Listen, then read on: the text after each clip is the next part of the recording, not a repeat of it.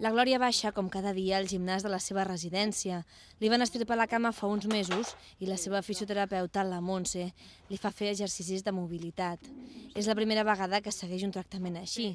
Mai s'ho havia plantejat i reconeix que alguns dies li fa mandra. Muchos días me paso de largo y ya no vengo. Yo no he pensado en la vida de ir a ningún sitio a hacer gimnasia ni res en la vida. Yo no lo he pensado nunca, hasta ahora que me cogió la señorita. Com la Glòria, són moltes les persones grans que necessiten tractament.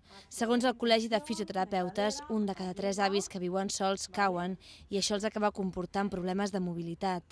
Asseguren que gairebé la meitat dels que ingressen en centres gerontològics ho fan després d'una caiguda.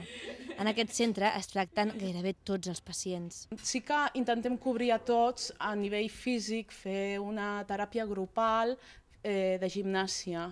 Llavors ens anem dividint en funció del dia, fem una planta diferent, fem una activitat de gimnàsia en grup, aquí ja participen tots. Els experts demanen que la fisioteràpia s'apliqui també als malalts d'Alzheimer, que en molts casos perden capacitats motrius.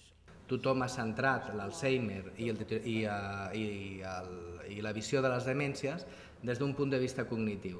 Nosaltres hem decidit i intentarem liderar el deteriorament motriu lligat amb aquestes causes. Des del col·legi es demana també que Sanitat augmenti la plantilla de fisioterapeutes. Asseguren que el centenar que hi ha ara no és suficient. Volen que almenys hi hagi un professional a cada centre d'atenció primària i que la seva tasca serveixi cada cop més per prevenir i no tant per curar.